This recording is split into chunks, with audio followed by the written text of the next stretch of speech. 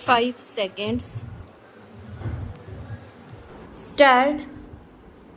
महोदय, मुझे इस संबंध में एक बात और कहनी है।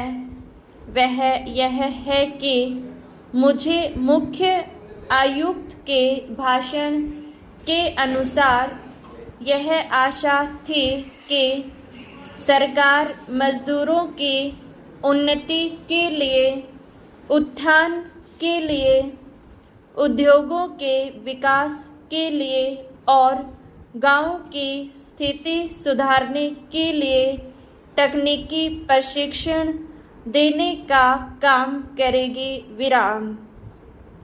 लेकिन ऐसा ज्ञात होता है कि आर्थिक शक्ति सीमित होने के कारण इस और कार्यवाही करने की संभावना नहीं रही विराम।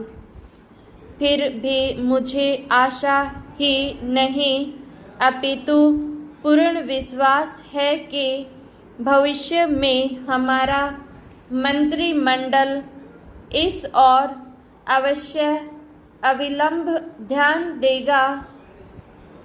इसी प्रकार से ग्रामीणों की आस्था सुधारने के लिए सरकार घरेलू उद्योग धंधों को भी बढ़ाएगी जो अभी तक नहीं के बराबर हैं। भारत की दृष्टि से कुटीर उद्योग बड़े उद्योगों की अपेक्षा अधिक लाभदायक हैं। पहली बात तो यह है कि भारत एक गरीब देश है और उसके पास इतना पैसा नहीं है कि वह बड़े उद्योगों के लिए पर्याप्त संख्या में बड़ी बड़ी मशीनें मंगवा सके। बड़े उद्योगों के लिए बहुत बड़ी बड़ी महंगी मशीनों की आवश्यकता होती है, जबकि कुटीर उद्योग छोटी छोटी और सस्ती मशीनों से चल जाती हैं। कुटीर उद्योगों के लिए न तो बहुत बड़ी बड़ी इमारतें बनानी पड़ती हैं और न ही बहुत महंगी मशीनों की आवश्यकता पड़ती है। अतः ये उद्योग छोटे छोटे गांव में भी प्रारंभ किए जा सकते हैं। कई उद्योग तो इतनी थोड़ी पूंजी से भी शुरू किए जा सकती हैं कि उतनी पूंजी प्राय हर किसी व्यक्ति के पास ही होती है।